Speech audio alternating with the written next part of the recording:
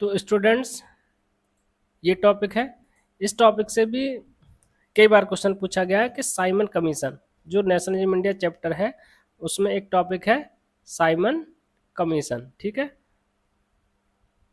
जो Simon commission है उसमें क्वेश्चन कैसे पूछा जाता है कि साइमन कमीशन कब भारत आया था, है ना, कब भारत आया था, प्रॉब्लम्स क्या थी इसमें, एमसीक्यू में पूछ देगा कि भाई प्रॉब्लम क्या थी, है ना, क्यों जो ब्रिटिश मतलब जो इंडियन पार्टीज थी, भारतीय जो एक पार्टी या भारतीय मान लीजिए कि वो क्यों इसके अगेंस्ट में थे, है ना, इस तरीके का क्वेश्चन पूछा जाता है।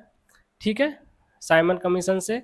तो साइमन कमीशन वाज कॉन्स्टिट्यूटेड, है ना, जो साइमन कमीशन है वो टॉरी गवर्नमेंट के द्वारा कॉन्स्टिट्यूट यानी कि बनाया गया था। ठीक है, कब बनाया गया था, ब्रिटेन में, है ना, कहाँ बनाया गया था, ब्रिटेन में 1927 में इसको कॉन्स्टिट्यूट किया गया था। साइमन कमीशन वाज स्टेटूरी यानी कि ये लीगल कमीशन था। ठीक है, 1927 में साइमन कमीशन, है ना, ये क्या था, स्टेटरी यानी कि कानूनी, मतलब कानूनी कमीशन था, एक तरह से लीगल कमीशन था।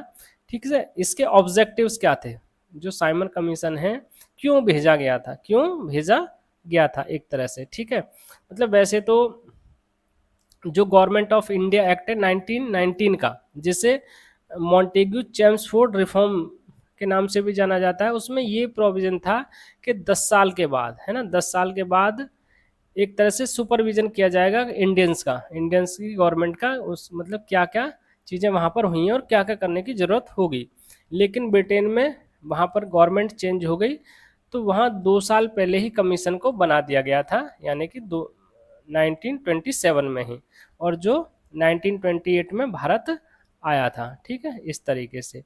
तो यहाँ से देखिए, setup in response to nationalist movement, है ना, जो नेशनलिस्ट मूवमेंट चल रहे थे उस समय, देखो नॉन कॉपरेशन मूवमेंट चला, है ना, नॉन कॉपरेशन मूवमेंट के बाद में स्वराज पार्टी बनी, स्वराज पार्टी बनने के बाद में जो फिर HRA SSRA, मतलब अलग अलग स्टेट्स में भी नेशनल मूवमेंट का चल रहा था, तो वहाँ पर उसको एक तरह से उसको रेस्पॉन्स करना था कि हाँ भाई इसको एक तरह से रोका जाए। ठीक, the mission was to look into the functioning of the constitutional system in India और एंड सजेस्ट चेंज, मतलब मिशन को क्या करना था कि ये देखना था कि कॉन्स्टिट्यूशनल सिस्टम जो इंडिया में है वो कैसा चल रहा है, और उसमें चेंज करने के लिए सजेशन देना था, चेंज करने के लिए क्या करना था, सजेशन देना था। ठीक है, और इसमें जो साइमन कमीशन है, ठीक, उसमें प्रॉब्लम क्या थी, प्रॉब्लम्स और reasons to oppose by Indians, मतलब प्रॉब्लम क्या थी, जो प्रॉब्लम थी इसलिए अपोज कर रहे थे इंडियंस, भारतीयों ने इसका अपोज किया था।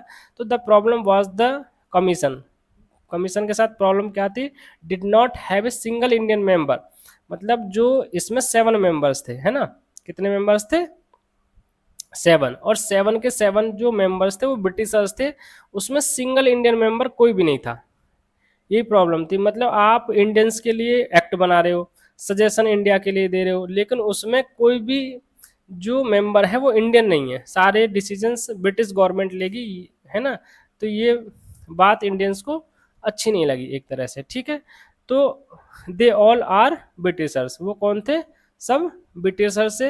When the Simon commission arrived in India, है ना, जब साइमन कमीशन इंडिया में पहुंचा, और इंडिया में भी कहाँ पहुंचा था, बॉम्बे में, है ना, और कब पहुंचा था, 1928 में। ठीक, it was greeted with the slogan, और उसको मतलब एक तरह से ग्रीटेड किया गया, यानी कि उसको एक तरह से जो स्वागत किया गया था वो ये इस स्लोगन के साथ किया गया था, go back Simon, go back Simon, है ना, साइमन वापस जाओ, साइमन वापस जाओ, जहां भी वो गया तो गो बैक साइमन के नारे स्लोगन दिए गए। ठीक, all parties including the Congress and Muslim league participated in demonstration, मतलब ज़्यादातर पार्टियों ने, कांग्रेस ने, मुस्लिम लीग ने इस डेमोन्स्ट्रेशन यानी कि जो प्रदर्शन हो रहे थे इसमें पार्टिसिपेट किया था, मतलब हर जगह साइमन कमीशन का विरोध किया गया था, है ना। जब पंजाब में डेमोन्स्ट्रेशन कर रहे थे लाला लाजपत राय, कौन,